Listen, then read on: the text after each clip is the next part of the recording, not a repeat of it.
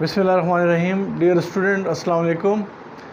आज मैं आपको फाइनेंशियल स्टेटमेंट एनालिसिस के बारे में कुछ ब्रीफ़ करूंगा और ये कोर्स जो है चंद लेक्चर्स पर मुश्तमिल है।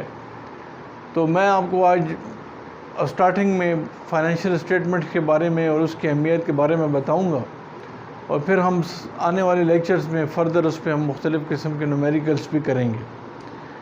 तो हमारा जो सब्जेक्ट है वो फाइनेंशियल स्टेटमेंट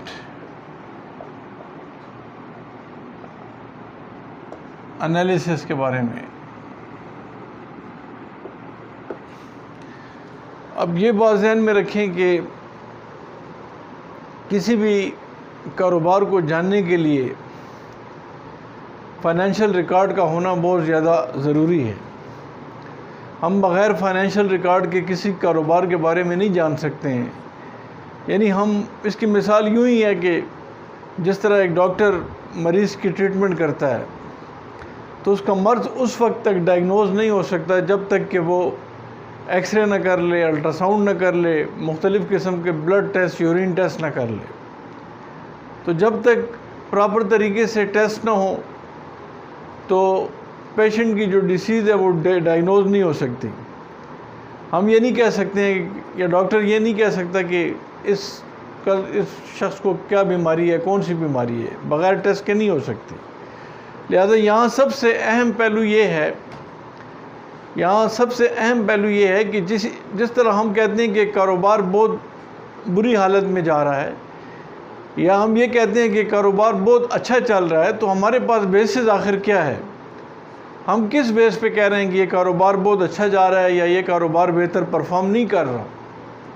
तो उसके लिए सबसे अहम जो चीज़ है वो ये है कि हमारे पास कुछ फाइनेंशियल रिकॉर्ड होना चाहिए जिस के बेस पे हम ये देख सकें कि हमारे कारोबार की फ़ाइनेंशियल पोजीशन क्या है।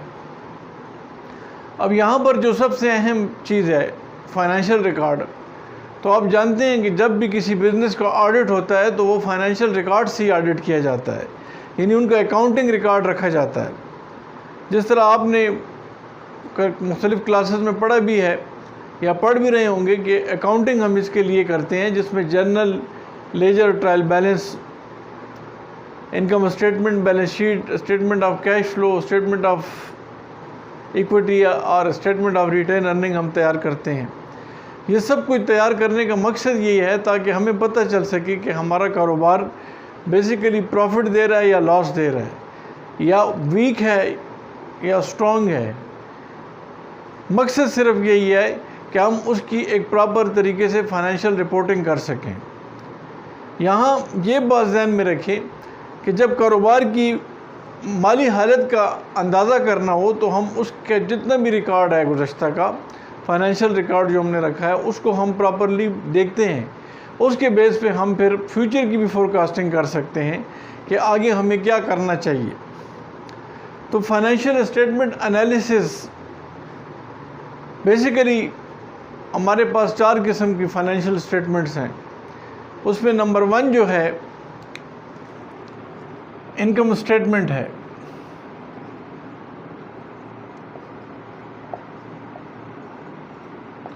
इनकम स्टेटमेंट है या इसको प्रॉफिट एंड लॉस स्टेटमेंट भी कहते हैं, प्रॉफिट एंड लॉस स्टेटमेंट भी कहते हैं, और इसको एक और नाम भी देते हैं, इनकम समरी भी कहते हैं, इनकम समरी। दूसरे नंबर, इसकी आगे फर्दर डिटेल में आपको दूंगा, लेकिन कुछ चीज़ें जो हैं वो शुरू में आपको एक इसकी हाईलाइट दे दूं आपको मैं। बैलेंस शीट है,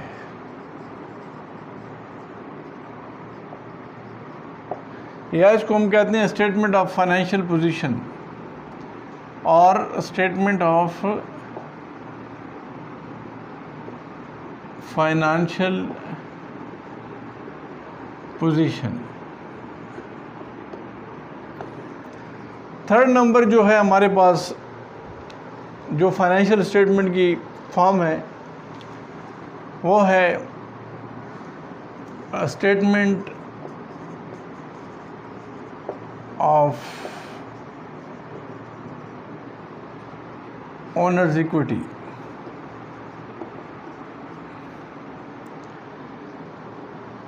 या इसको हम यूँ कह सकते हैं, आप लिख सकते हैं कि हम इसमें रिटेन अर्निंग वगैरह का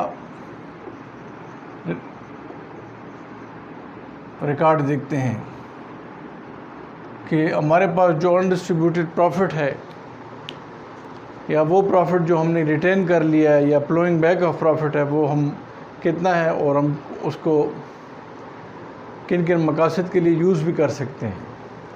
और लास्ट इसमें जो स्टेटमेंट हमने आगे करनी है, स्टेटमेंट ऑफ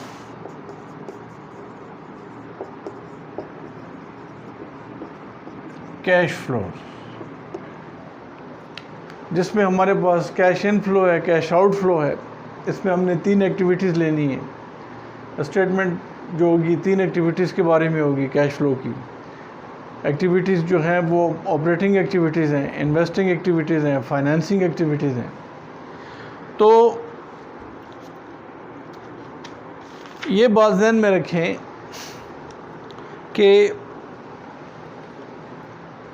ये जो स्टेटमेंट हम बनाते हैं इनमें कौन लोग इंटरेस्टेड होते हैं। सबसे पहले ये जानना ज़रूरी है कि ये जो हमने आगे बनानी है या हम बना चुके हैं, पहले हम पढ़ भी चुके हैं बहुत सी चीज़ें मुख्तलिफ़ सेमेस्टर्स में, जो कि हमारे इस कोर्स में ये शामिल हैं। तो हमने एक एक का बाकायदा ऑपरेशन करना है, एक एक का जायज़ा लेना है, मुख्तलिफ़ किस्म की रेशोज़, वर्टिकल हॉरिजॉन्टल एनालिसिस वगैरह भी करके हमने देखना है कि हर एक के अंदर क्या खामी है या क्या खूबी है, क्या कमज़ोरी है, क्या बेहतरी है। ये हम आगे आने वाले लेक्चर्स में भी पढ़ेंगे। लेकिन इसके बेसिकली ये जो स्टेटमेंट्स हैं और इसके जो एनालिसिस है इसमें कौन लोग इंटरेस्टेड हैं, अब असल में ये जानना भी ज़रूरी है। तो चंद चीज़ें जो हैं वो मैं अभी आपको उसके बारे में ब्रीफ करता हूँ कि कौन से अवामिल हैं या कौन से ऐसे स्टेक होल्डर्स हैं जो कि इस फाइनेंशियल स्टेटमेंट में इंटरेस्टेड हैं। स्टेक होल्डर्स,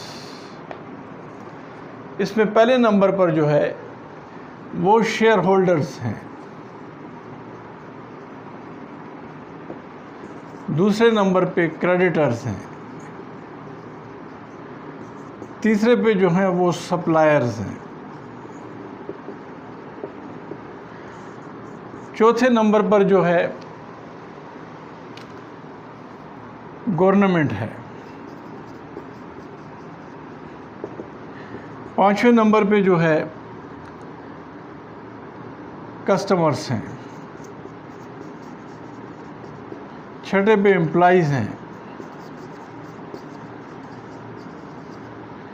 सातवें नंबर पे जो है कॉम्पिटिटर्स हैं,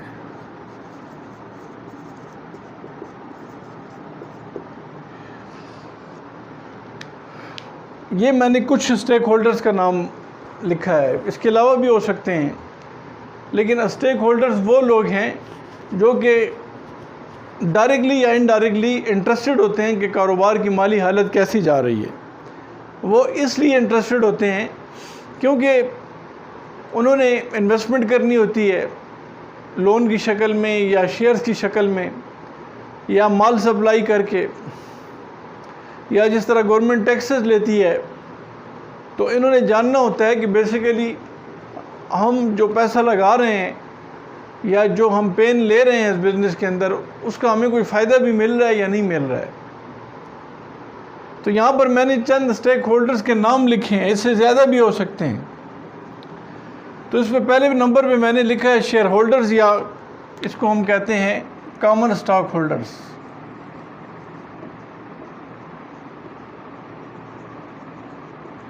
शेयर होल्डर्स वो लोग हैं जो कंपनी के शेयर खरीदते हैं। अब कंपनी के शेयर जो लोग लेते हैं वो कंपनी के अंदर प्रॉफिट एंड लॉस के बेस पे इन्वेस्टमेंट करते हैं। शेयर होल्डर जो हैं स्टेक होल्डर्स कहलाते हैं। मेरे कहने का मतलब है कि शेयर होल्डर्स वो लोग हैं जो कि प्रॉफिट एंड लॉस बेस पे इन्वेस्टमेंट करते हैं और जो ये जानना चाहते हैं कि हमारा बिज़नेस जिसमें हमने पैसा लगाया है वो हमें कितना प्रॉफिट दे रहा है, आया प्रॉफिट पे जा रहा है, आया लॉस पे जा रहा है, या मतलब है ब्रेक इवन पे जा रहा है, नो प्रॉफिट नो लॉस कर रहा है। तो शेयर होल्डर्स जो हैं वो real owner of the business कहलाते हैं। इनको हम कहते हैं real owner of the business. इसको हम क्या कहते हैं? इसको हम कहते हैं real owner of the business. Share holders को हम real owner of the business कहते हैं। शेयर होल्डर्स वो लोग हैं जो कारोबार को पैसा देते हैं, शेयर ख़रीदा जाता है। शेयर क्या होता है? राइट ऑफ ओनरशिप होता है, क्लेम ऑफ ओनरशिप होता है। शेयर्स को हम आसान लफ्ज़ों में ये कह सकते हैं कि जब अथोराइज शेयर कैपिटल को स्मॉल हिस्सों में तकसीम किया जाता है तो हर हिस्से को शेयर कहा जाता है। When authorized share capital is divided into different part और small parts, each part of the whole stock is called share. Authorized share capital क्या होता है? Authorized share capital is also called a registered share capital. Authorized share capital is also called a nominal share capital. Authorized share capital वो share capital है कि जिसके साथ एक company को registrar of joint stock companies को, जो कि securities and exchange commission of Pakistan का नुमाइंदा होता है, रिप्रेजेंटेटिव होता है, उसके पास कंपनी की रजिस्ट्रेशन कराई जाती है। तो उस वक़्त अथोराइज शेयर कैपिटल या रजिस्टर्ड शेयर कैपिटल या नॉमिनल शेयर कैपिटल शो किया जाता है। उसके बाद फिर कंपनी क्या करती है? वो शेयर इशू करती है, पब्लिक को इशू करती है और उस शेयर के ज़रिए लोगों से या पब्लिक से पैसे इकट्ठे करती है और वो पैसा लेके मुख्तलिफ़ प्रोजेक्ट्स में लगाती है। पार्टिकुलरली कंपनी के लिए मशीनें ख़रीदती है, मिसाल के तौर पर स्टाफ हायर करती है, ब्रांचेस को एक्सटेंड करती है, मुख्तलिफ़ किस्म के मटीरियल ख़रीदती है, किसी और बिज़नेस को ख़रीद लेती है। डिपेंड करता है कि क्या कंपनी करती है। लेकिन शेयर होल्डर जो हैं ये वो लोग हैं जो कि स्टेक होल्डर्स हैं। तो ये क्या मांगते हैं? ये चाहते हैं कि कंपनी जहाँ पर के पैसा लगाया गया है तो हमें पता चले। तो इसके लिए फिर क्या तरीका होगा, कैसे पता चलता है? तो हर साल कंपनी एनुअल रिपोर्ट इशू करती है। इसके बारे में आगे हमारा टॉपिक आ रहा है, लेकिन ये थोड़ा सा भी आप समझ जाएं कि एनुअल रिपोर्ट हर साल इशू करती है और ये शेयर होल्डर इसको दी जाती है। एनुअल रिपोर्ट के अंदर कंपनी की हिस्ट्री, कंपनी की income statement, balance sheet, cash flow statement, statement of owner equity और मुख्तलिफ़ किस्म की पॉलिसीज़ का या स्ट्रेटजीज़ का जिक्र भी किया जाता है। तो एनुअल रिपोर्ट जो है वो कंपनी के माली हालत के बारे में बताती है कि कंपनी इस वक्त किधर खड़ी है और फ्यूचर प्लान ऑफ एक्शन क्या हो सकता है। तो ये जो एनुअल रिपोर्ट है ये भी बाकायदा एक फाइनेंशियल स्टेटमेंट एनालिसिस के थ्रू ही तैयार होती है। ये होती है फाइनेंशियल स्टेटमेंट के एनालिसिस के लिए, ताकि शेयर होल्डर को पता चल सके कि जहाँ पर उन्होंने पैसा लगाया है आया वो पैसा ठीक जगह पे लगा है या नहीं, या मतलब उनको पता चल सके कि एक्चुअली कंपनी कैसा अर्न कर रही है, कैसा बिहेव कर रही है। इसके साथ क्रेडिटर्स हैं। क्रेडिटर वो लोग हैं जो कि कंपनी को लोन देते हैं, पैसा देते हैं। क्रेडिटर वो लोग हैं जो कि ओनर तो नहीं होते हैं लेकिन कर्ज़ख्वाह कहलाते हैं। कर्ज़ख्वाह वो शख्स होता है जो किसी को लोन देता है। तो इनमें क्रेडिटर्स के अंदर हमारे पास बैंक्स आ जाते हैं, या DFIs आ जाते हैं। DFIs जो है डेवलपमेंट फाइनेंशियल इंस्टीट्यूशंस हैं। अब क्रेडिटर्स तो मुख्तलिफ़ किस्म की क्रेडिट यूनियन भी हो सकती हैं। क्रेडिट बैंक्स हैं जो कि मतलब है वो सिर्फ कर्ज़ा फराम करते हैं, ताकि मकसद ये होता है कि बिज़नेस को जो लोग कर्ज़ा लेना चाह रहे हैं तो वो ज़ाहिर बात है बिज़नेस की बेहतरी के लिए लेते हैं कि हम इस पर इन्वेस्ट करें और इसको अच्छा करें। तो बैंक जिस तरह मैं कुछ नाम बता देता हूँ। कमर्शियल बैंकों में हमारे पास MCB है, हबीब बैंक है, अस्करी कमर्शियल बैंक है, यूनाइटेड बैंक है, लाइट बैंक है, बैंक अल हबीब है, मेट्रोपॉलिटन बैंक है, सिंध बैंक है, पंजाब बैंक है, बैंक ऑफ खैबर है, ये सब बैंक जो हैं ये कमर्शियल बैंक्स हैं। ये मुख्तलिफ बैंकारी के निज़ाम के तहत मुख्तलिफ ज़रूरतों के लिए इंडस्ट्रियल सेक्टर्स को, एग्रीकल्चर सेक्टर को कर्ज़े फराम करते हैं। तो मकसद यही होता है कि कर्ज़ा दिया जाए। तो ये भी कारोबार की माली हालत का बारे में जानना चाहते हैं कि आप जब भी बैंक जाएंगे तो बैंक आपसे कुछ रेशोज़ की कैलकुलेशन करेगा, आपके बिज़नेस को चेक करेगा कि हम आपको कर्ज़ा देना चाह रहे हैं, लेकिन आपको कर्ज़ा क्यों किस तरह दें, क्यों दें, किस बेस पे दें। तो वो बेस देने के लिए आपने फिर अपना फाइनेंशियल रिकॉर्ड दिखाना है। तो जब तक आपका फाइनेंशियल रिकॉर्ड नहीं होगा तो वो आपको कर्ज़ा फराम नहीं करेंगे। लिहाजा फाइनेंशियल रिकॉर्ड नहीं होगा तो वो आपको कर्ज़ा फराम नहीं करेंगे। लिहाजा ज़रूरत इस बात की है कि जो कमर्शियल बैंक हैं जो आपको कर्ज़ा फराम कर रहे हैं तो वो आपका क्रेडिट एनालिसिस करेंगे। इसके लिए आपने सुना होगा कि क्रेडिट रेटिंग एजेंसीज भी हैं, क्रेडिट रेटिंग एजेंसीज भी हैं। क्रेडिट रेटिंग एजेंसीज वो एजेंसीज हैं जो कि रेटिंग करती हैं कि ये इदारा जो कि कर्ज़ा ले रहा है आया इस काबिल है कि इसको आगे फ्यूचर में कर्ज़ा दिया जाए। ये मुल्कों की रेटिंग भी करती हैं, जिस तरह पाकिस्तान की रेटिंग की गई थी। इसमें मुख्तलिफ नाम है, जिसमें पैकरा है, पाकिस्तान क्रेडिट रेटिंग एजेंसी है, इकरा है, इंडियन क्रेडिट रेटिंग एजेंसी है, स्टैंडर्ड एंड पुअर है, ये नाम है उनके, मूडीज़ इन्वेस्टर्स है, मूडीज़ सर्विसेज वाले हैं जिन्होंने हाल ही में पाकिस्तान की रेटिंग बेहतर बताई है। तो मेरे कहने का मतलब ये है कि इनको क्रेडिट रेटिंग एजेंसीज कहते हैं। तो ये जो क्रेडिट रेटिंग एजेंसीज हैं ये जब इनकी रेटिंग के मुख्तलिफ लेवल्स होते हैं तो वो जो लेवल हैं, जिस तरह फ़र्ज़ करें अगर AAA+ है, AAA है, यानी मुख्तलिफ स्केल्स हैं या लेवल्स हैं, मुख्तलिफ ग्रेड्स हैं, जिनको ज़्यादा बेहतर लेवल या ग्रेड मिल जाता है तो उनकी रेटिंग अच्छी होती है, तो उनको फिर और इदारे कर्ज़ा आराम से दे सकते हैं, उन पर ट्रस्ट किया जा सकता है। मेरे कहने का मतलब ये है कि कमर्शियल बैंक इन रेटिंग एजेंसियों की ली हुई रेटिंग को भी सामने रखते हैं और उस बेस पे उन कंपनीज़ को कर्ज़ा देते हैं। लेकिन ये रेटिंग कैसे करते हैं, फिर रेटिंग कैसे करते हैं ये क्रेडिट रेटिंग एजेंसी रेटिंग किस तरह करते हैं? तो क्रेडिट रेटिंग एजेंसी रेटिंग इस तरह करते हैं कि ये बाकायदा फाइनेंशियल स्टेटमेंट्स का रिकॉर्ड देखते हैं उनका, और वो देखते हैं कि गुज़श्ता सालों में या करंट ईयर इनका कैसा गुजरा है और मार्केट इनकी कैसी है। तो मेरे कहने का मतलब है, जिस तरह मैंने आपको नाम लिया कि क्रेडिट रेटिंग एजेंसी में स्टैंडर्ड एंड पुअर है, स्टैंडर्ड एंड पुअर, तो ये क्रेडिट रेटिंग एजेंसी या मिसाल के तौर पर पाकिस्तान का पैकरा है, पाकिस्तान क्रेडिट रेटिंग एजेंसी है, इंडिया का इकरा है, इंडियन क्रेडिट रेटिंग एजेंसी है, इसके अलावा भी हैं मूडीज़ इन्वेस्टर्स वाले हैं।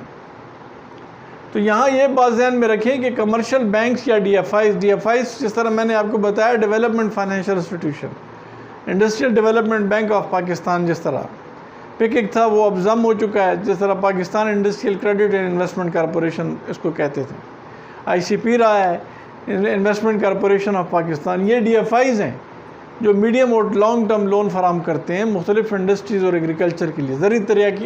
ज़री तरक्याती बैंक ऑफ पाकिस्तान, जिसको पहले agriculture development bank of Pakistan कहते थे। तो ये क्या है, ये क्या चीज़ें हैं? ये बेसिकली DFIs हैं।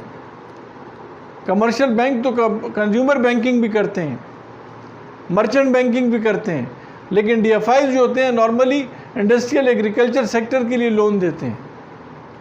सेविंग के अकाउंट वगैरह मेंटेन ज़्यादातर आम कमर्शियल बैंक्स रखते हैं, जिसमें सेविंग अकाउंट रखते हैं, profit and loss saving account रखते हैं, करंट अकाउंट रखते हैं, फिक्स डिपॉजिट अकाउंट रखते हैं लॉन्ग टर्म डिपॉजिट के लिए।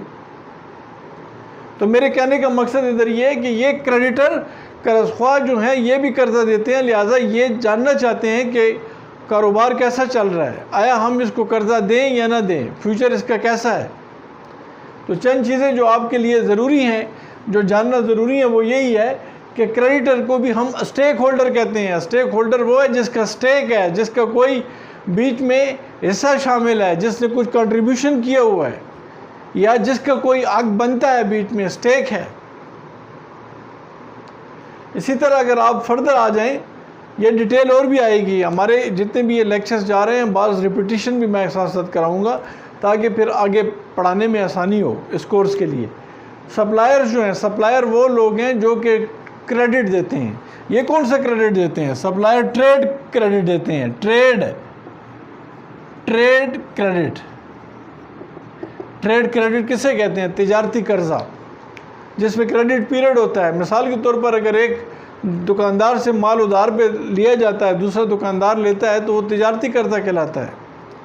फ़र्ज़ करते हैं कि एक शख्स एक होलसेलर से तो फ़िरोज से उधार पे माल लेता है और उसको कहता है कि मैं आपको 1 महीने बाद पेमेंट कर दूंगा, तो 1 महीना क्रेडिट पीरियड है।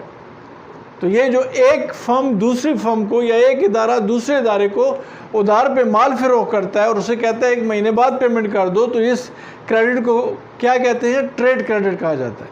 तो ये सप्लायर उस वक़्त क्रेडिट देता है या ट्रेड क्रेडिट देता है जब उसको यकीन हो कि ये मैं जिस बंदे पे या जिस कंपनी पे मैं ये माल बेच रहा हूँ तो ये मुझे बाद में पेमेंट कर देगा। इसका जो प्रीवियस रिकॉर्ड है बहुत अच्छा रहा है। आप खुद सोचें कि एक शख्स या एक इदारा मुकम्मल मकरूज़ है और वो पिछले कर्ज़े वापस नहीं कर सका तो या नहीं कर सकता, तो उसको आगे लोग किस तरह कर्ज़े देंगे? आगे इदारे किस तरह और इदारे कर्ज़े देंगे? नहीं दे सकते हैं, ट्रस्ट डेफिसिट आ जाता है। लिहाजा फाइनेंशियल स्टेटमेंट्स एक रिकॉर्ड होता है जिससे कि सप्लायर्स भी मतलब है बड़ी हद तक तसल्ली कर सकता है कि आया हम कर्ज़ा इसको दें या ना दें, कर्ज़े पे माल दें या ना दें, गुड्स जो हैं ऑन ट्रेड क्रेडिट बेसिस दें या ना दें। तो यहाँ पर ये बात ज़हन में रखें कि 80% ट्रांजैक्शन वर्ल्ड में उधार पे की जाती हैं, क्रेडिट पे की जाती हैं। तो ये जो ट्रेड क्रेडिट है ये सारा बेस ही करता है, किस पे बेस करता है? क्रेडिबिलिटी ऑफ द बायर पे बेस करता है, credit worthiness of the buyer पे बेस करता है, और उसकी क्रेडिट वर्थनेस का पता इन फाइनेंशियल स्टेटमेंट से पता चलता है। तो सिंपल वर्ड्स में हम ये कहते हैं कि सप्लायर को मतलब है एक स्टेक होल्डर है, उसका भी स्टेक है इसके अंदर। इसी तरह गवर्नमेंट है, गवर्नमेंट क्यों है, क्यों इंटरेस्टेड है? गवर्नमेंट टैक्स लेती है FBR के ज़रिए। FBR federal board of revenue, जिसको पहले CBR पाकिस्तान में कहा जाता था, सेंट्रल बोर्ड ऑफ रेवेन्यू, इसका नाम बदल के FBR रख दिया गया। इसमें मुख्तलिफ़ किस्म की रिफॉर्म्स की गई। तो गवर्नमेंट ऑफ पाकिस्तान टैक्स लेती है, तो वो टैक्स किस तरह लेती है? वो टैक्स जो है वो FBR के ज़रिए कलेक्शन करती है। लिहाजा यहाँ पर ये बात ध्यान में रखें कि जो FBR है वो टैक्स उसी वक्त लेता है जब प्रॉपर रिकॉर्ड आपके पास हो, जब प्रॉपर अकाउंटिंग और फाइनेंशियल रिकॉर्ड होता है तो उसका ऑडिट किया जाता है। वो जो ऑडिटेड फाइनेंशियल स्टेटमेंट्स होती हैं उसके बेस पे फिर टैक्स आगे रिटर्न फाइल्स किए जाते हैं और गवर्नमेंट जो है वो टैक्स कलेक्शन करती है। जब तक प्रॉपर रिकॉर्ड नहीं होगा उस वक्त तक टैक्स की डिटेल जो है वो नहीं ली जा सकती। तो यहाँ पर ये बात ध्यान में रख लें, कि प्रॉपर जो रिकॉर्ड है वो अकाउंटिंग का मेंटेन करना ज़रूरी है, फाइनेंशियल रिकॉर्ड का मेंटेन करना ज़रूरी है, ताकि आने वाले दिनों में कंपनी को कुछ प्रॉब्लम ना हो और उसके अंदर इन्वेस्टर्स को या इन स्टेक होल्डर्स को बड़ी हद तक सहूलत हो। तो मैंने जिस तरह आपको बताया कि गवर्नमेंट टैक्स लेती है, गवर्नमेंट मुख्तलिफ़ किस्म की पॉलिसीज़ बनाती है, बजट बनाती है, इदारे मुख्तलिफ़ इदारों की नीड्स के मुताबिक टैक्स लगाती भी है। लिहाजा वो सब कुछ इन स्टेटमेंट्स पे या फाइनेंशियल एनालिसिस पे डिपेंड करता है। और भी बहुत सी बातों को देखा जाता है, लेकिन उनमें से मेन जो इंडस्ट्री के लिहाज से चीज़ें हैं वो यही हैं। इसी तरह कस्टमर हैं, कस्टमर तो ज़ाहिर बात है किंग्स होते हैं, वो तो इदारे को रेवेन्यू देते हैं, तो वो भी चाहते हैं कि हम ऐसे चीज़ों को ख़रीदें जो कि मतलब क्वालिटी की हों और जो कि मतलब नॉर्मल या फेयर प्राइस पे मिल सकें। मेरे कहने का मतलब है जिसमें कंज्यूमरिज्म को सामने रखा जाए, यानी to protect the right of the customers. तो अगर एक इदारा बेहतर चलेगा और अच्छी क्वालिटी प्रोडक्ट्स देगा, उसका रेवेन्यू भी बेहतर होगा, तो उस पर लोग ट्रस्ट करेंगे। सिमिलरली एम्प्लॉइज़ हैं, एम्प्लॉइज़ जो कि बैकबोन ऑफ द ऑर्गेनाइजेशन होते हैं, ह्यूमन रिसोर्स होते हैं, काम करते हैं, तो वो ये जानना चाहते हैं कि अगर फ़र्ज़ करें एक कंपनी प्रॉफिट कमा रही है तो फिर आगे उनको बेनिफिट फराहम किया जाए। वो जानना चाहते हैं ताकि हमें भी उसमें से बेनिफिट मिले, ताकि उनकी सैलरीज में, बोनसेस में इजाफा किया जा सके और वो बेहतर तरीके से आगे उसको मीट आउट कर सकें। कॉम्पिटिटर्स हैं, कॉम्पिटिटर्स वो लोग हैं जिनका आपस में मुकाबला होता है। तो यहाँ पर कंपनीज़ का आपस में मुकाबला होता है। तो ये जो कंपनीज़ का आपस में मुकाबला होता है, तो ये जो मुकाबले की फ़िज़ा है, इसमें इन कंपटीशन जो इदारे होते हैं वो कोशिश करते हैं कि दूसरे से बेहतर परफॉर्म करें ताकि वो इन्वेस्टमेंट को भी अट्रैक्ट कर सकें। और ये बात याद रखें कि जो इदारा प्रॉफिट देता है और बेहतर परफॉर्म करता है उसमें इन्वेस्टमेंट खुद ब खुद आती है। आपने देखा होगा बहुत सी कंपनियाँ हैं, गैस की हैं, पेट्रोलियम की हैं, जो प्रॉफिट पे चलती हैं तो लोग ज़्यादा उन्हीं में जाते हैं। तो कोई शख्स या कोई इन्वेस्टर भी लॉस को प्रेफर नहीं करता। तो ये चीज़ें हैं कि तमाम के तमाम ये स्टेक होल्डर्स हैं जो कि इन स्टेटमेंट्स को भी सामने रखते हैं, इनके आइडियाज़ उनको मिलते हैं और वो आगे इसके अंदर इन्वेस्टमेंट करते हैं। लिहाजा ये बात ध्यान में रखें कि ये तमाम शेयर होल्डर्स जो हैं, ये बात ध्यान में रखें कि तमाम शेयर होल्डर्स स्टेक होल्डर्स होते हैं, लेकिन तमाम स्टेक होल्डर्स शेयर होल्डर नहीं होते। तमाम शेयर होल्डर्स स्टेक होल्डर्स होते हैं, लेकिन तमाम स्टेक होल्डर्स शेयर होल्डर नहीं होते। क्यों? वो इसलिए कि क्रेडिटर शेयर होल्डर नहीं हो सकता, सप्लायर शेयर होल्डर नहीं हो सकता। यानी वो अगर किसी टाइम में शेयर ख़रीदे हो तो इंडिविजुअल हो सकते हैं या एक इदारे के, लेकिन जब वो लोन देता है तो वो शेयर होल्डर नहीं रहता। क्रेडिट पे माल लेता है तो शेयर होल्डर नहीं देता। गवर्नमेंट टैक्स देती है तो वो शेयर होल्डर नहीं होता। शेयर होल्डर वो लोग होते हैं जो कि शेयर ख़रीदते हैं और पैसा जो है वो इदारे को देते हैं ताकि उसके अंदर इन्वेस्टमेंट की जा सके। तो यहाँ तक आपको कुछ चीज़ें समझाई हैं। अब इसमें थोड़ा सा फर्दर हम आगे जाते हैं, जो मेन चीज़ें हैं जो अभी आपको करवा दूँ थ्योरी की, साथ ही फिर हम बाद में इसमें न्यूमेरिकल शुरू करते हैं। तो मकसद सिर्फ यही है कि ये चीज़ें आपको क्लियर हो जाएं ज़रा। अब जब भी एनालिसिस किया जाता है तो एनालिसिस इसमें दो किस्म के हम कर सकते हैं। मतलब है, एक इंटरनल एनालिसिस होता है, एनालिसिस, और दूसरा जो है वो एक्सटर्नल एनालिसिस है।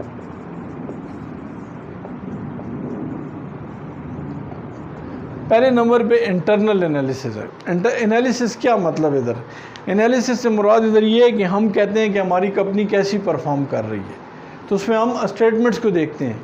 तो इंटरनल एनालिसिस तो ये है कि मिसाल के तौर पर अगर एक कंपनी है, फ़र्ज़ करते हैं कि कोई भी हम एक बैंक की मिसाल ले लेते हैं। फ़र्ज़ करें HBL है, हबीब बैंक लिमिटेड है, हबीब बैंक लिमिटेड है, इसका हम इंटरनल एनालिसिस करते हैं। तो इंटरनल एनालिसिस से मुराद इधर ये है कि इसके अंदर हम ये देखेंगे कि फ़र्ज़ करें 2020 जो है इसका मुवाजना हम कर सकते हैं 2019 के साथ, 2019 का मुवाजना कर सकते हैं 2018 के साथ, 2018 का 17 के साथ। ये इंटरनल एनालिसिस है।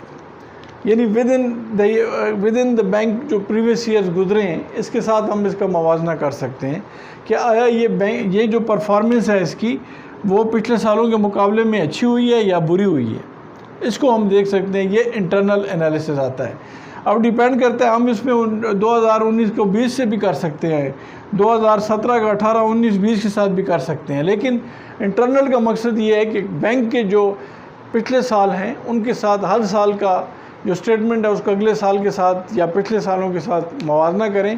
तो ये इंटरनल अंदरूनी एनालिसिस है। दूसरे नंबर पे जो आता है वो एक्सटर्नल एनालिसिस है। एक्सटर्नल का मतलब क्या है? एक्सटर्नल एनालिसिस का मतलब इधर ये हुआ कि हम इसके अंदर कंपनी के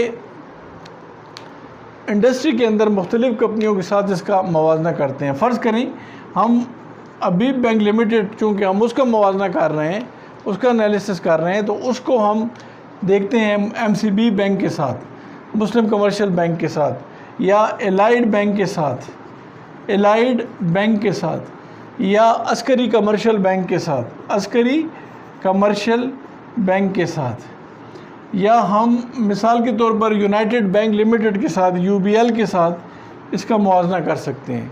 तो मेरे कहने का मतलब इधर ये है कि हम अभी बैंक का एनालिसिस हमने किया और फिर उसके एनालिसिस को बाकी बैंकों की फाइनेंशियल स्टेटमेंट उठा के उनके साथ देखा कि अभी बैंक औरों के मुकाबले में और बैंकों में जो उसी सेक्टर में है वो कैसा परफॉर्म कर रहे हैं।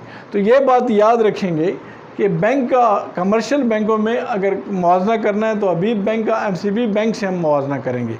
हम ये नहीं कह सकते कि हबीब बैंक का मुआवजा हम लकी सीमेंट के साथ करें, या हबीब बैंक का मुआवजा हम दीवान फाइबर के साथ करें, या हबीब बैंक का मुआवजा हम किसी और इदारे के साथ करें। यानी जिस इंडस्ट्री में वो काम कर रहे हैं उसी इंडस्ट्री में बाकी कंपनीज के साथ करना है। यानी शेयर का शेयर के साथ मुआवजा किया जाएगा, शेयर का गद्दे के साथ मुआवजा नहीं करेंगे, गद्दे का गद्दे से मुआवजा करेंगे, गद्दे का चीते के साथ शेयर के साथ मुआवजा नहीं करेंगे। तो ये जो है एक्सटर्नल एनालिसिस जो है वो विद इन द इंडस्ट्री है। तो इंडस्ट्री क्या होती है? इंडस्ट्री से मुराद वो इदारे, वो कंपनीज हैं जो सेम लाइन ऑफ बिजनेस में होते हैं, चाहे स्मॉल हो, मीडियम हो या लार्ज स्केल पे हो, लेकिन उनका बिज़नेस एक हो, एक ही इंडस्ट्री है, सेम काइंड ऑफ बिज़नेस है। जिस तरह हबीब बैंक है तो हबीब बैंक का मुआवजा एमसीबी बैंक के साथ हम कर रहे हैं। लेकिन अगर सीमेंट इंडस्ट्री में करना है तो लकी सीमेंट के अंदर मिसाल के तौर पे हम मुआवजा जो है अस्करी सीमेंट के साथ करते हैं, बेस्टवे सीमेंट के साथ करते हैं, चिराट सीमेंट के साथ करते हैं, लेकिन लकी सीमेंट का मुआवजा हबीब बैंक के साथ हम नहीं कर सकते हैं। तो मेरे कहने का मतलब है कि ये जो आप एनालिसिस कर रहे हैं, इस एनालिसिस में आपने उसी इंडस्ट्री के अंदर जो काम हो रहा है उसको बाकी के साथ जो है आपने जो कंपनियां काम कर रही हैं उनके साथ आपने इसका मुवाजना करना है। तो ये बात याद उनके साथ आपने इसका मुवाजना करना है। तो ये बात याद रखनी है आपने कि अगर आप एनालिसिस कर रहे हैं तो जब आप कंपैरिजन करते हैं कि हमारी कंपनी बाकी कंपनियों के मुकाबले में कैसी है, तो उस इंडस्ट्री के अंदर वो और जो कंपनियां काम कर रही हैं उसके साथ करेंगे।